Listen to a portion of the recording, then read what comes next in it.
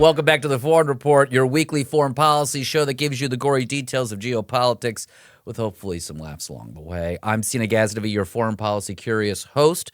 With us is our guest host, who's going to be a very consistent guest host. Consistent guest host, that's what they call me. That's your job? CGH, baby.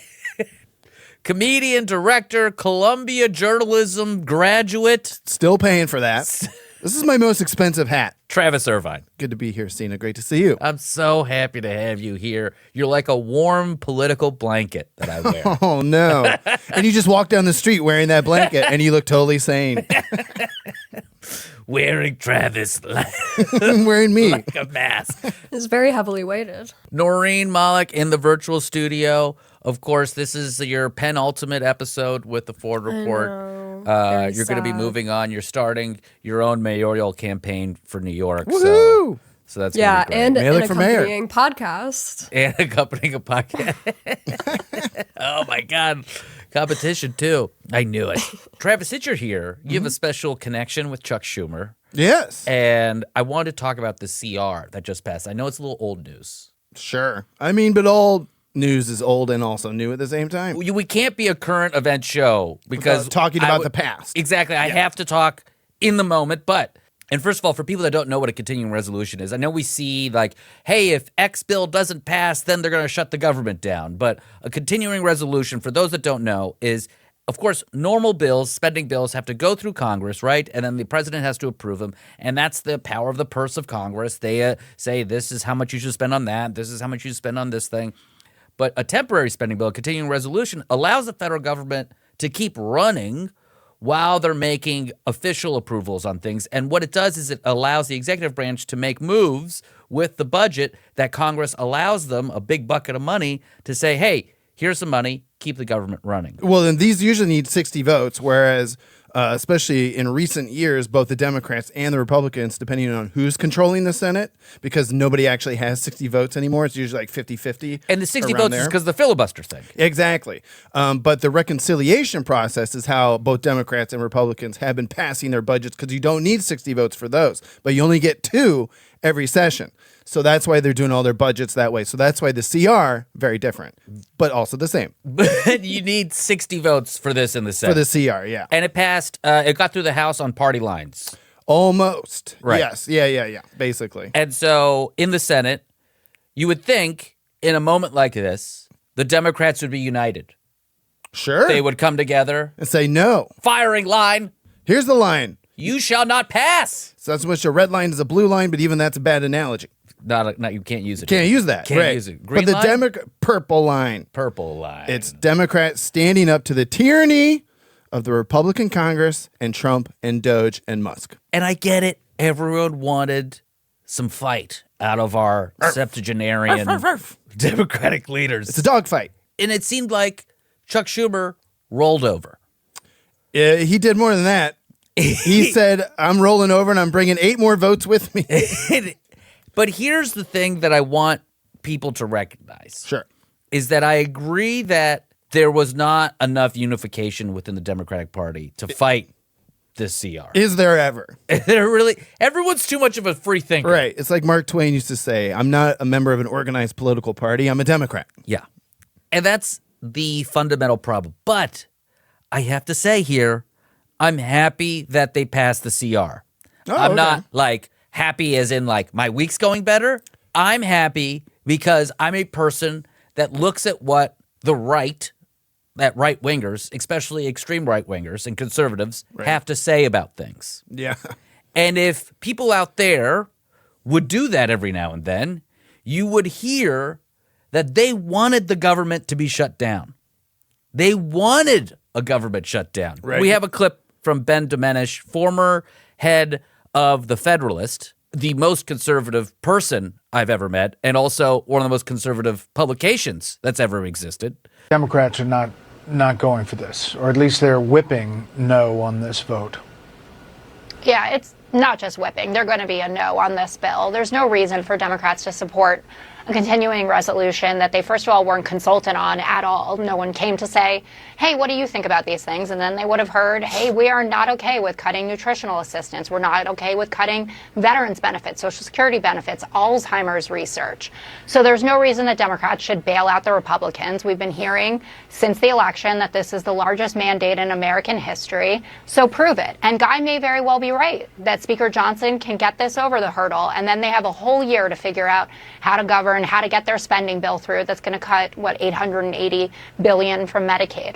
So time will tell on that, but we're not here to bail them out. I hope Jessica is totally successful. I hope she's completely successful. Thanks, Ben. And I hope that this goes the way that you want, because I can't wait to see what Doge will do when the government is shut down. If the government shuts down, the amount of things that you can do where the traps just open up, where they can just cut even further than they already are, you'll find out, and it's going to be a lot of fun. How many people are enough for you to get fired? What's your goal? So he goes on. He's like looking at a plate of baby back ribs, licking his chops right now at that. And when I saw that, I was like, okay, wait a minute. How is it that progressives are saying, shut the government down, when we're all very upset at all the Doge things and firings? And how is it that Ben Domenech is also saying, shut the government down? Right. So we got to look. We got to pay attention. Yeah. Yeah, the Democrats were basically put, and I would say on purpose, as is the political game, in a lose-lose situation. Yes. And Chuck Schumer looked at it and said, well, this is a lose-lose, but per Mr. Domenech's comments, if a shutdown happens, yes, so many automatic cuts and closures and kind of things kind of stalemate and hold off for a bit automatically. And then someone like Elon Musk, yes, like you said, looking at it's more like a plate of like one rib. Yeah. Right. And he's just going to keep licking the bone over and over and over. That's what they would obviously do, is then go after all these areas that already automatically the federal government kind of goes into default. Right. And they were going to cut everything. So I think Chuck Schumer, and obviously the people around him, the Democratic power brokers in Washington, D.C., looked at that and said, if this is a lose-lose and you lose less with this CR because things keep going, but you can continue to blame the Republicans for everything else that's happening. And it's crazy to me that this wasn't talked about publicly. Why didn't Hakeem Jeffries come out and say, listen, House is going to do X. We want Chuck to make sure this passes. Here's what. Like, you need to be transparent, because you don't just need to be operating in a silo and an island. Even if you guys are planning that, you got to communicate it to everybody else so that the amplification of your strategy goes out to the rest of us. Yes, and unfortunately, because they didn't do that, perhaps because they didn't have time, whatever it may be, Chuck Schumer, my old buddy, is now on the back foot and taking care of everything on the back end. As we know in politics, if you're explaining, you're losing, and that's why everyone's blaming Chuck Schumer so hard right now. And I don't mind the Chuck Schumer roasting.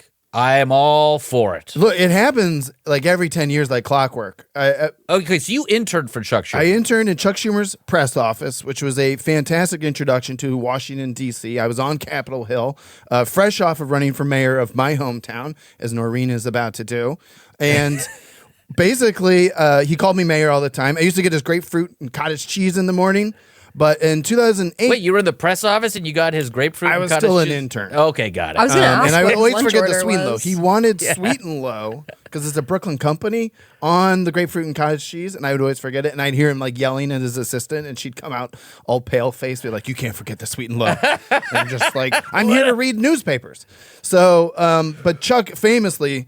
Bob Dole used to say the most dangerous place in Washington is in between Chuck Schumer and a camera. So the man loves his press. And in 2008, when I was interning with him, that was when Chuck Schumer was the first senator to speak out and say, we have a recession coming and we got to start doing these stimulus payments. And everyone was roasting him at that time. Specifically, I remember a clip from the David Letterman show where they said, and now the unfortunate quote of the day, and it's Chuck Schumer on a very serious news show talking about the stimulus package that George W. Bush, then president, was putting out. And all he says is, I think the president's package is about the right size. And then they cut it. So yes, this is the roasting that happens every 10 to 15 years of Chuck Schumer. And then he's done all the media since then, because he's also got a book out. Yes. So I was on a little road trip this weekend, and I listened to the daily this weekend, and he is an old man. And Yes. old people just kind of, I don't know what happens. It's like you're you're always 4 drinks deep where you don't really Even though know. you're not drinking? Yeah, you're not Yeah. drinking. You're just always like 3-4 drinks deep. You're just kind of talking. Your voice, you don't know what you're saying and Right. stuff like that. And then he said this on the Daily, Okay. and I almost crashed. I experienced a little anti-Semitism. There was a moment, for instance, when I was 8 years old and we were driving home from my grandma's house, and someone rolled down the window and said to my nice, decent father, "You fucking Jew." I think of that almost every week, but it didn't happen. Cut very it there. Cut it there. Cut it there. Every week he's like 80 years old. My man, if I thought about every slur that I've been called every week, I wouldn't think about anything else. Lord, yeah. There would not be another thought that existed in my mind. Homie, that's it? You had one moment? You had one You gotta bad cling onto it, though. What I get it, but it's like, and listen, anti-Semitism is awful. I've experienced racial prejudice. You name it, I get it. But like, you're the head of the Democrats in the Senate. Right. Yes. You have since prevailed from these moments of anti-Semitism. Did he just give us his origin story? Was this moment at 8 years old? Yeah, that's when the spider bit him. That's basically what Yeah, it was. Chuck Schumer's the underdog here. Yeah. No, and honestly, Chuck Schumer, I always remember this from working in his press office. He's never lost an election. He went to Harvard for undergrad, moved back, ran for assembly in New York, and then never stopped winning. I mean, there's a reason he is where he is. But now, I think, as we're seeing, you either die a hero or you live long enough to see yourself become the villain. And by the way, that Daily, that's not the only crazy interview he's done. He also went on Fox News and talked about how he can negotiate with his Republican counterparts in the gym. Right. There's a great segment on the Daily Show with Jon Stewart about that, about how he's just like, when you're sitting there sweating and panting in the gym, that's when you can really get things done with my Republican colleagues. Yeah. It's just like Jon Stewart says, because they don't want to talk to you. They're trapped there for 20 minutes. And then they don't want to talk to you anymore. And then there's this whole strategy he has where I guess if the approval ratings for Trump go below 40, then that's when Republicans He was will. telling Gayle King on the CBS morning show all about that, is that him and Hakeem have a strategy, which is similar to James Carville's strategy for the Democrats. Don't do anything. Let the Republicans do their worst so they just want to win again in the midterms, basically. But doesn't this go back to the same thing of the Democrats aren't for anything other than the antithesis of what the Republicans are doing? And that's the thing, right? Like, why not stand up for all your constituents and all the working class people who are clearly getting hurt right now? Yeah. Like, that's what everyone's been asking for. Like, what? How many months are we in? 2 months? Tell me what you want to do. Tell me what not what you want to do. Tell me what you're going to do when we do give you back power in this country. Yeah. Tell me how you're going to give Medicare for all. Tell me how you're going to fix. And again, they have this knee-jerk reaction to tariff policy, and if you think about it, workers in America, when it comes to some tariffs, are going to benefit. And it's like we have abdicated the complete position that all tariffs are bad all of a sudden, that we've abdicated the fighting for the American worker because we just don't want to hear it from Trump. Right. And it's like, you need to just power through this stuff. Say what you represent. Yeah. Stop with all the shenanigans. Because that's the thing. Everyone's been asking, where are the Democrats right now? And their strategy from all their top advisors, from their leadership like Chuck Schumer to James Carville, is let the Republicans do their worst, and you just wait, and we'll come back in the midterms. So that means we are 2 months in, and we've got 2 more years of the Democrats not having a backbone. It's flying by. Good. I haven't aged years Right. in the last 2 months. Hey, the last 2 months. The last 2 months have been a long 2 years. What a great time to start a show. This is great. What a great time to do a show where you have to read politics all the time. This is great. I chose this. I love it. I'm so happy you're here. I'll tell you where we are. We are on the Last Podcast Network. With Hell Sirius yeah. XM.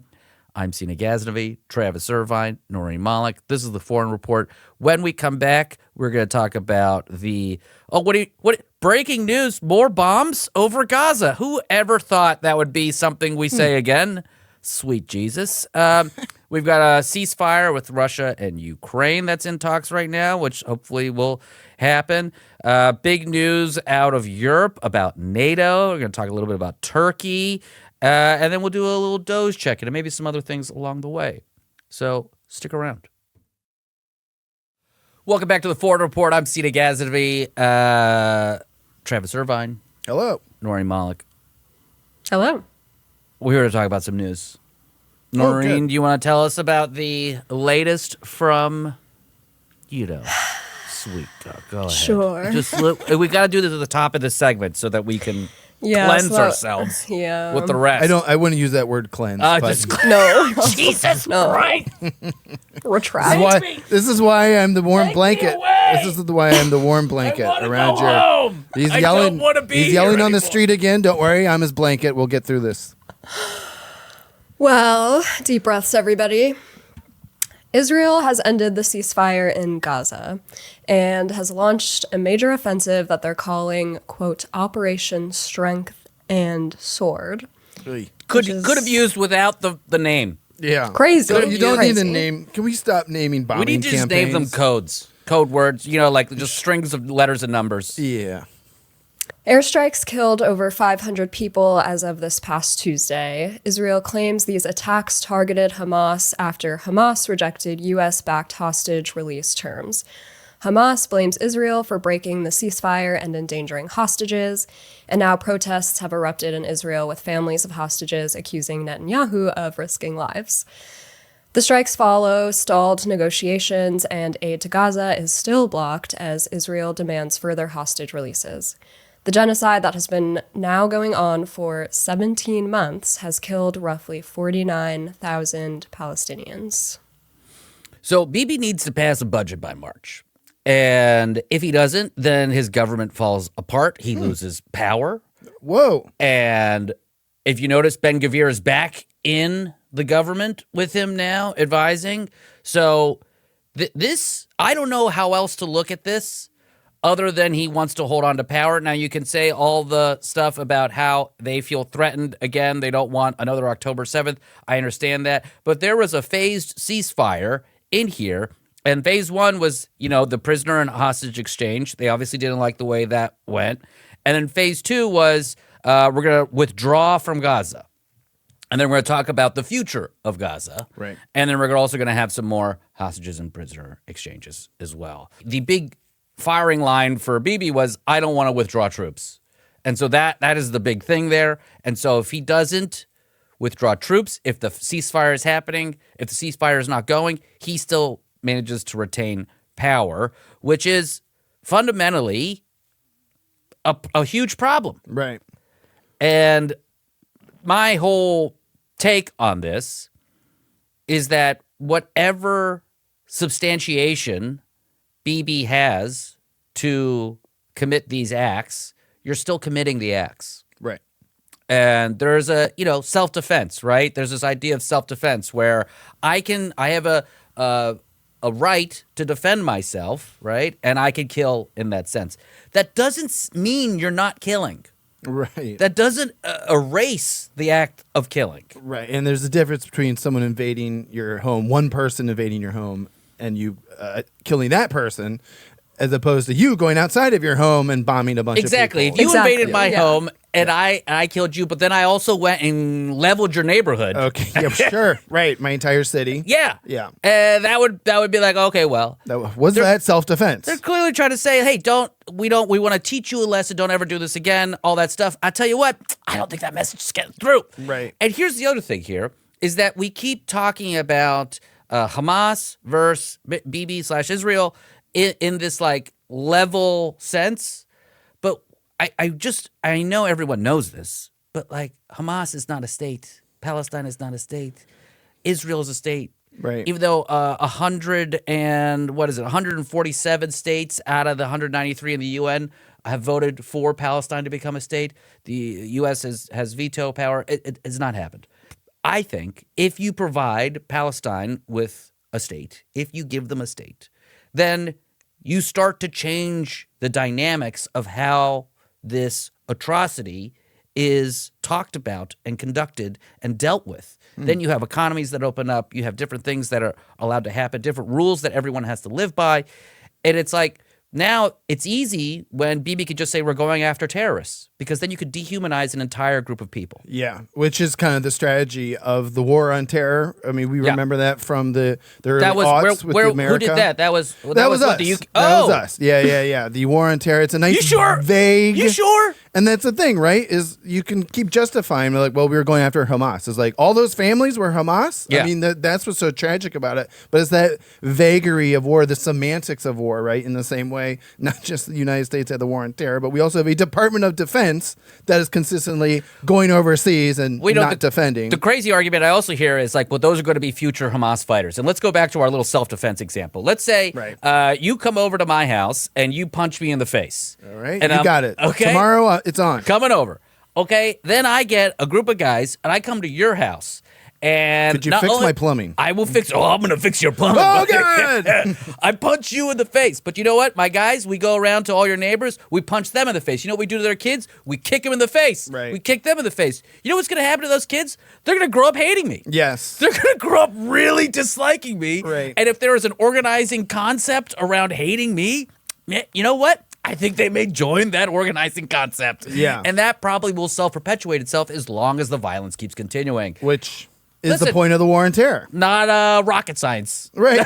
There's a lot of rockets. But then that train of that logic allows Israel to be like, well, let's wipe out all of Palestine. Yeah. It's like crazy. It just leads to extremism. Yeah. As opposed to let's talk, let's have a political solution, which they had on the table that was working. I mean, it wasn't perfect. It wasn't out of a Spielberg movie, right? It wasn't like, kumbaya, you know what I mean? It's like, it was messy. Sure. But you know what? It's very messy over there. It's been very messy over there for a long time. I want to hit on something that you mentioned at the very, very beginning of this, and that is that Bibi, almost like the United States, he's in a budget talks right now. Yeah. Which is what I find so fascinating with all the things we cover on this show, is that foreign policy ends up being very related to domestic policy. Bibi's got to deal with these budget negotiations or he's out of power. I mean, that's all happening. And it's like, I always remember growing up, it's like I grew up in a Jewish suburb. And I never understood, why do they all hate each other and everything? But there are leftists, there are anti-war people within Israel who are consistently beaten down politically by these right-wing strongmen like Bibi Netanyahu. Well, because all those folks know that still the hostages, it's not like this is making life easier for the hostages. Making life easier for no one. I've never seen a movie in all of cinema where they're like, we're going to save those hostages. Bomb the whole city. No, you send Chuck Norris. Yeah. You send the Expendables. Where the hell's Chuck Norris right now? Man, I've seen some really good Chuck Norris clips where he stops a saw blade with his hand. Yeah, he catches the bullet. He catches Invasion USA. Check it out. It's bonkers, but Chuck Norris saves us all. Oh, God. Oh, Delta Force burned in my mind. Right. Nothing like when you can understand the language that the terrorists say when they're getting killed. Right. By Chuck Norris. Right. That really paints a picture. Also, what happened recently, Mexico's president had the ambassador from Palestine over. They had previously, I believe, recognized Palestine as a state. But Sheinbaum making moves. Mm-hmm. There's a real reordering that's happening in the global power structures right now. Right, yeah. And I think as America isolates itself, the rest of the world can make a decision. Who knows? The UN, why wouldn't the UN pass a resolution that allows America to not have a veto power anymore? Woo! I don't know. That would be something. It's almost like maybe Europe is thinking about that, but we'll get to that later. We'll get to that in a little bit. Spoiler alert. But I had a crazy idea the other day, which Noreen and our our new producer coming in, Danielle, they had a good chuckle about. And tell me how bad this idea is. All right. Okay. We move. I love it. We move the headquarters of the United Nations to Jerusalem. Whoa. It becomes an international protected city. And my idea is, and bear with me here, let this be bad for a second. Audience! Let the record go. I am scratching my chin because I do find this very interesting. YouTube comments, but just chill. Uh-huh. My thought is, if all these international leaders have to come and have a front row seat into like the devastation and carnage of what this apartheid is happening in front of them, and all the killing and all the displacement and all the settlements that's happening there, they have to be like, well, I think we should have Palestine be a state. This is crazy. We can't have this anymore. We need to bring them to the table. We need to protect this entire region. It is now the globe's job to do this. Wow. I mean, look, I was rubbing my chin in interest. Your chinny chin chin. My chinny chin chin, which, by the way, freshly shaved. Yes, thank per you. your notes. Amazing. Sorry, it makes me less foreign on the foreign It report. makes you. Yeah. But hey, I think you're right. I mean, look, these areas of devastation, they do need power people to go there, right? The power brokers of the world need to go. I mean, love Manhattan. Yeah. But maybe, you know. Oh my God, New Yorkers would rejoice. Yeah, This would because be of the the most traffic uniform- congestion alone. Every New No more York. gridlock. Malik for mayor. By the way, this has got to be. I could run for mayor on this platform. Yeah, I kick could the run for UN mayor. out, Noreen. Whoa, Noreen, look out. Noreen, Look out. kick out the UN. Don't you take this as your platform. Noreen, you don't even like this idea. You No, said I yesterday. didn't even like this idea. you don't like- That's Where would- my platform. Where would you move it to? How about we move it to Cleveland? I think if you got to deal with Cleveland, you got to deal with Cleveland. The world, everyone coming to Cleveland. Oh, you're gonna suffer the wrath of the Browns fans. Wait, Noreen, tell me why this idea is terrible. Well, I think if you did this, or if they did this, they would only care about like how Jerusalem looks, and no one's gonna look at like the villages in Palestine. Like no one's gonna care. And in fact, it would be like more incentive to be like, hey, let's like bulldoze all this because this is like gross. And we'll only like focus on what Jerusalem looks like and what these like important people are able to see visually. You'd be giving And, the like, keys to Bibi. yeah, and like, I mean, people already are seeing what's going on, you know? Yeah. No, and you know what? And I said this yesterday, and I think that's a very good point. And I think it is a bad idea, but it is. I'm like pacing around. It's an interesting idea. I'm pacing around my It house. is an interesting idea. I'm pacing around my house trying to figure out like what is going to stop this? What's going to heal the problems of the world? I like that. That's what you do. Seen on a Thursday night, I'm worried like, about my pace. plumbing at my Yeah, house, yeah. but you're solving the world's problems. My child's like, Daddy. I'm like, I'm trying to solve global issues, son. Yeah. Well, I'm trying have to you make- ever asked your son what he thinks? Because he just might hold the Have I answer. broached the topic I've actually- of the Israeli-Palestinian? I've pitched my issue? Cleveland idea to your son, and he loves it. He loves it. Yeah. He loves He's a it. smart Well, you kid. pitched it to him as Paw Patrol goes to Cleveland, and then yeah. sold. Everyone loves that movie. All the Paw Patrol fans there. All right, moving on from the rom-com that is Israel and Gaza. We got Russia and Ukraine. Tell us about it, Noreen. Yes, speaking of ceasefires, on Wednesday this week, Trump held a, quote, very good call with Zelensky following his conversation with Putin. They talked about a partial ceasefire and U.S. involvement in Ukraine's nuclear power plants, and Zelensky expressed optimism for lasting peace under Trump. Now, sources say in an effort to make amends, Zelensky wore a brand new tux for his phone call with Trump. Oh my gosh. That's a joke. That's a joke. Pause for laughter. I was gonna say. Okay, got it. Yeah, thanks. Ba-dum-ba-dum. Now, Putin did reject a full ceasefire, LOL, but he agreed to stop attacks on energy infrastructure, which is contingent on Western military aid stopping, which, of course, is a condition that Kiev rejects. And just yesterday, Thursday, March 20th, military leaders from over 24 countries met in England to plan a peacekeeping force for Ukraine amid these negotiations for a partial ceasefire. UK Prime Minister Keir Starmer emphasized the need for preparations ahead of any peace deal as a, quote, coalition of the willing, led by Britain and France, moves into action. Despite negotiations and the exchange of 175 prisoners, Ukraine and Russia launched massive drone attacks overnight. Russia rejects NATO peacekeepers, and the U.S. has not committed military support. U.S. and Ukrainian teams will meet in Saudi Arabia for further negotiations. So as we always say, watch this space. Yeah. So it turns out, like, when I was reading about this, there were already attacks on energy sites happening while they were talking. So, like, some of this already has happened. They already, like, didn't break it, or they're breaking it. I also love that Trump's way of describing how calls go in international politics or geopolitics is the same as when you leave TSA at the airport and you see the feedback kiosk. Yeah. It's like, good, very good, excellent. Did they give you a little tickle? What is that? Right. I also appreciate that Trump said that he had a very good call with Yeah. Zelensky, because it reminds me of all those years ago when he also had a perfect call with perfect Zelensky, call. where he threatened to withhold military aid that was congressionally approved if he didn't launch an investigation into the Biden family. Yeah. And then that got him impeached. So it's just interesting these guys are still having calls. Still talking. Still talking. Maybe, I don't know, do a chat.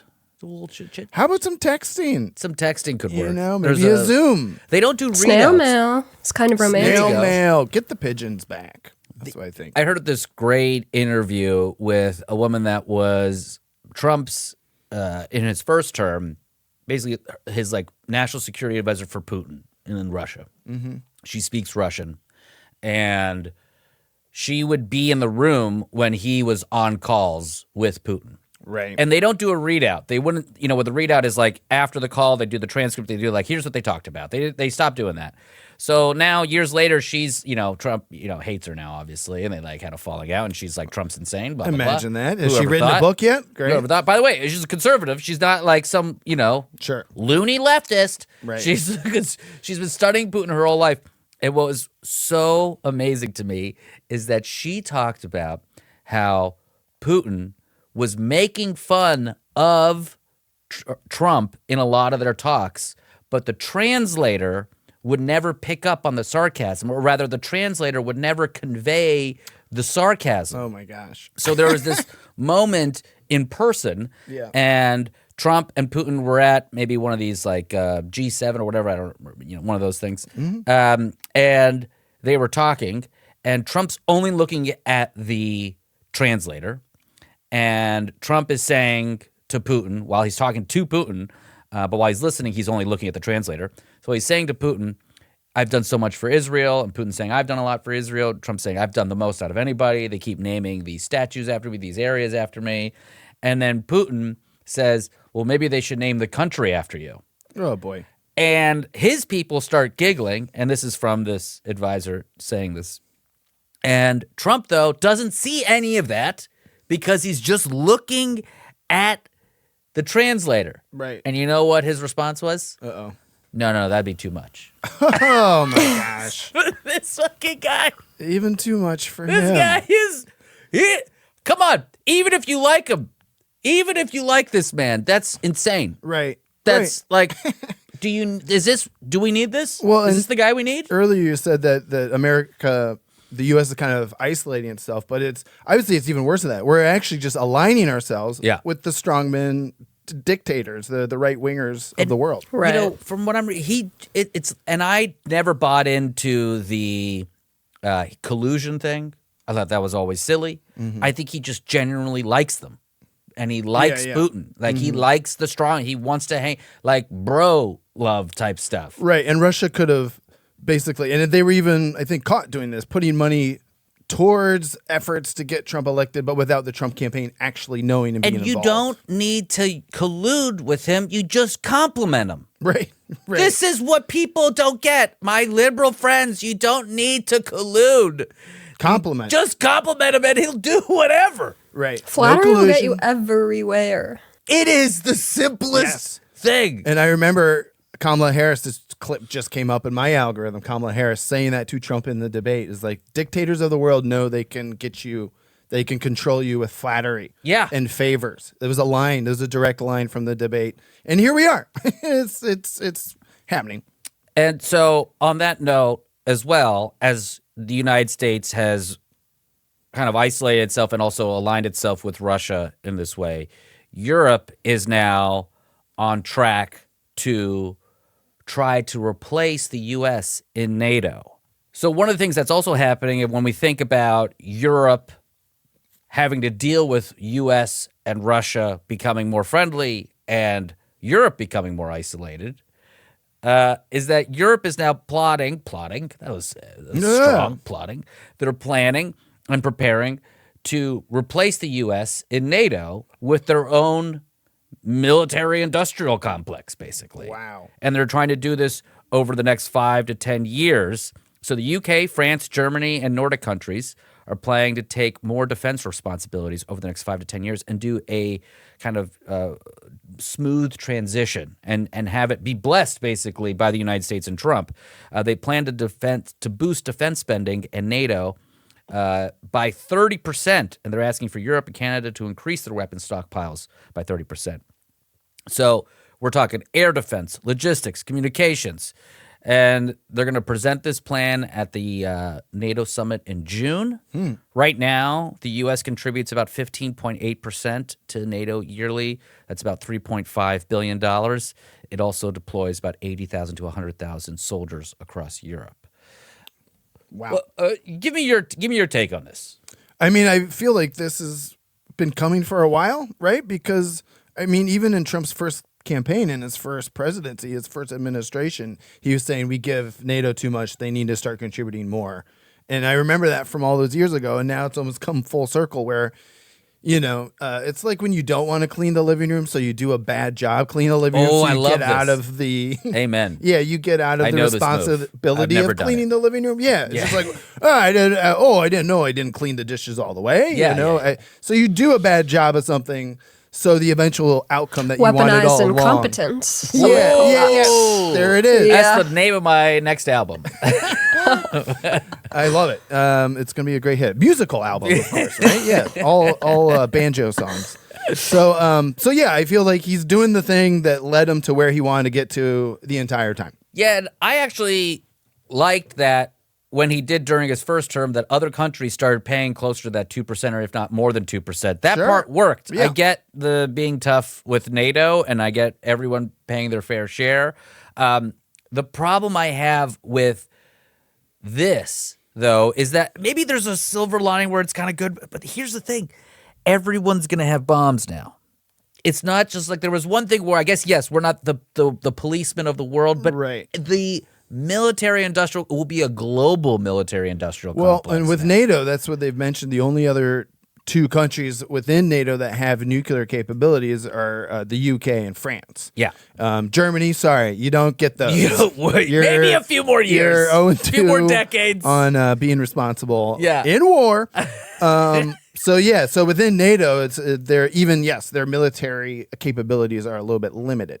And so I find this troubling because if everyone has weapons, everyone's going to have their finger on the trigger. You have more people that are like, well, we could just kill him. Like there's going to be less Right. talky talk, more shooty shoot. Yeah.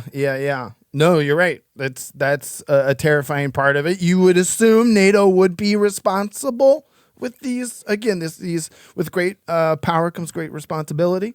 You would think that they would still keep those nuclear capabilities and military capabilities only for instances like this Ukraine-Russia conflict. Also, $3.5 billion. Sorry, folks, not a lot of money.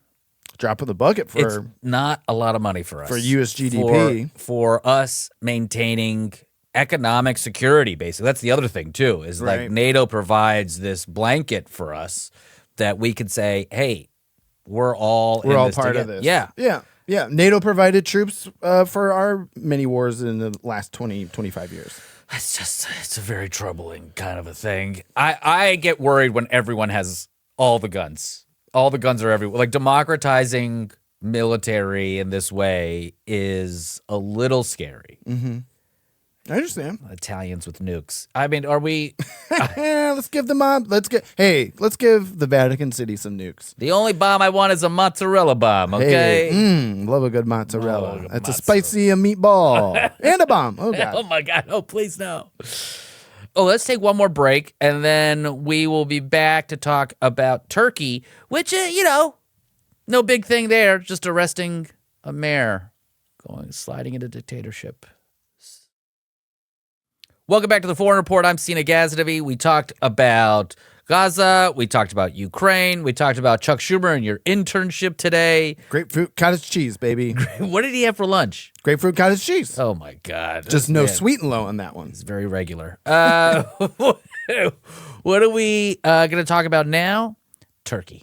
Ooh, yummy. That's what he had for lunch. This is great. I'm glad you're on the show. Okay, great. Noreen, Malik, tell us about what's happening with Erdogan in Turkey. All right. Well, protests have erupted in Turkey following the arrest of Istanbul Mayor Ekrem İmamoğlu, a key opposition figure and potential presidential candidate. He's been accused of corruption and aiding a terrorist group, and police have detained 100 others, including politicians and journalists, while the government imposed a 4-day restriction on gatherings in Istanbul. İmamoğlu and opposition leaders denounced the arrest as politically motivated. International criticism has mounted, with the EU and Council of Europe condemning the move, and the Human Rights Watch called the charges, quote, politically motivated and bogus, and said he must be released immediately. And the Turkish lira briefly hit a record low amid rising political uncertainty. So there's a lot going on here. Turkey is seeking to end the Kurdistan Workers' Party, also known as the PKK's insurgency, following its jailed leader's call for disarmament last month. However, the arrest of İmamoğlu, who was accused of aiding the PKK by allying with the pro-Kurdish DEM party, may throw a wrench in the peace efforts. DEM is a key player in the disarmament push, and they warn that his release is crucial to maintaining progress toward ending the decades-long conflict, which has claimed over 40,000 lives. And so the next presidential election is set for 2028, but Erdogan has reached his 2-term limit as president after having earlier served as prime minister. So if he wants to run again, he has to call an early election or change the constitution. Yeah, he will probably change the constitution. Oh, you think? Smart money is on. He's making to- a little track changes on the constitution and sending that around to everybody. Starting to see some resemblance in a lot of these different leaders. Yeah, what's that? They take over democratically, and then they run the entire system into the ground. That's so great you said that, because last episode, competitive authoritarianism, that's what we talked about. Yeah. You win the election fair and square, sure, Then but you screw up the system. then you make it work for you. Wow. Well, like we Tales all this said, time. Yeah. and now that's why Trump likes all these guys. He loves these guys. Yeah, sure. They're all going to go golfing with him. I don't understand how they can just, and they also spend a lot on the military in Turkey. Right. They're an ally, basically, right? I mean, especially during our conflict with Iraq, Turkey was kind of, we have a lot of our military flying out of Turkey, right? There's a military partnership there. So military in 2025 in Turkey, they're spending, for 2025, that's a 17.5% increase from $40 billion in 2024, following the upward trend of defense spending in Turkey.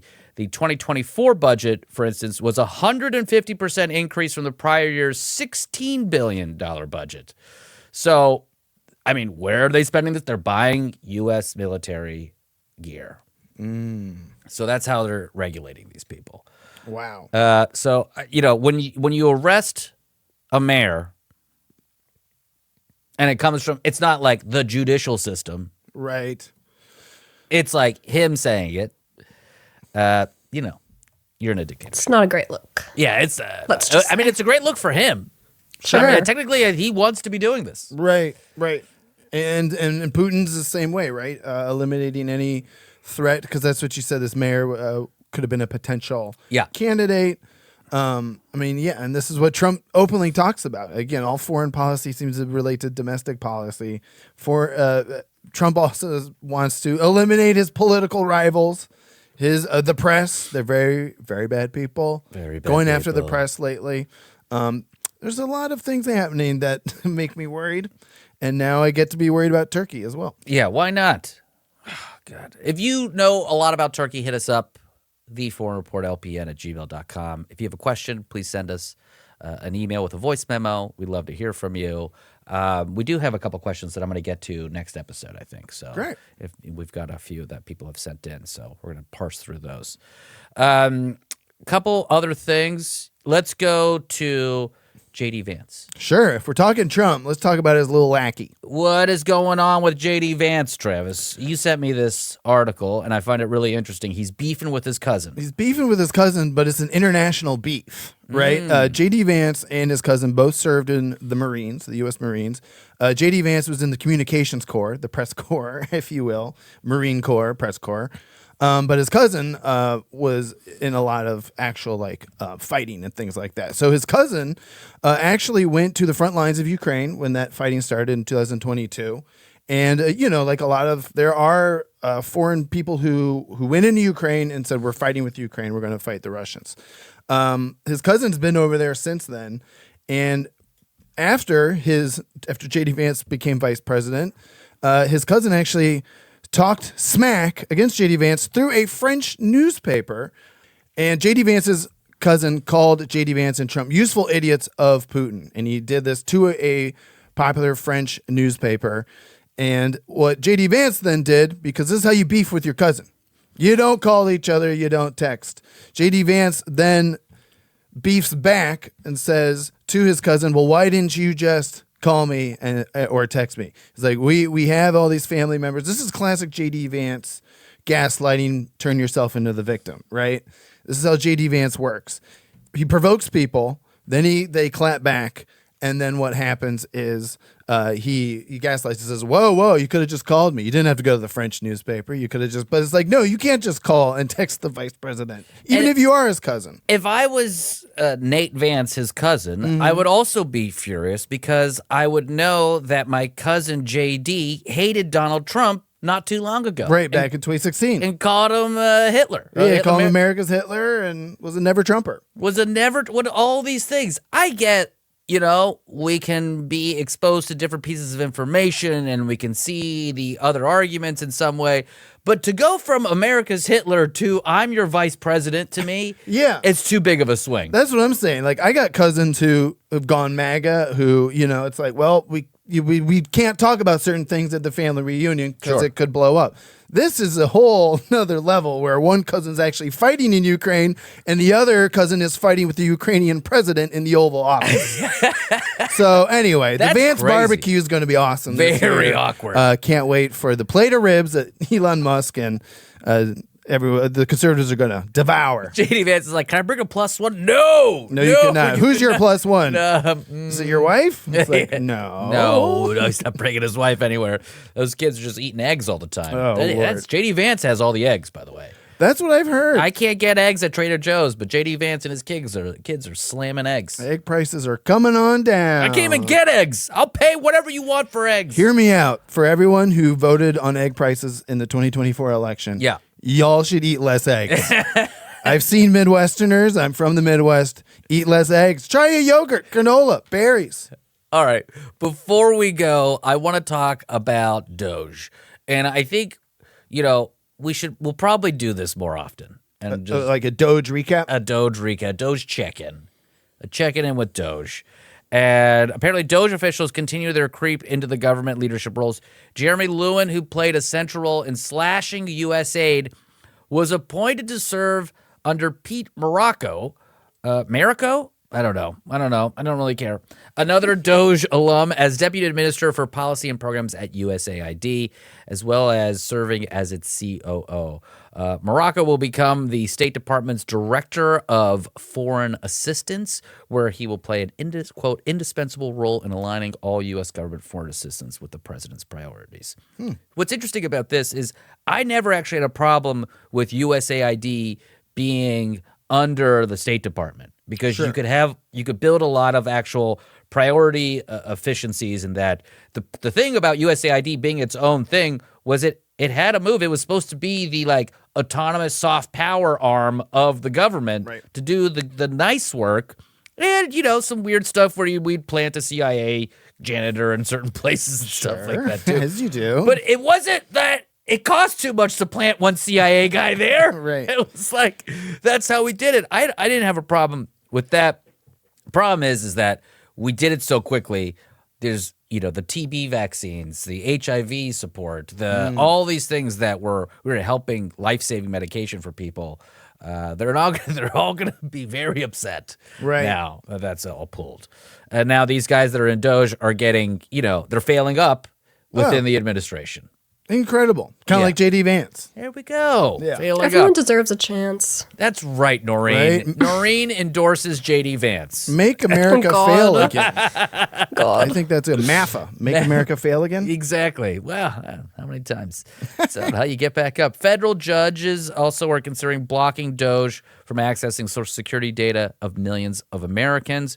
I had talked about on the show a few weeks ago, I said this great, and the Instagram clip was, Doge is stealing your data. And it was like, it got you. It got you. Yeah. People got very upset. They said, how is he stealing the data? Right. And here's the idea. A lot of people were saying, we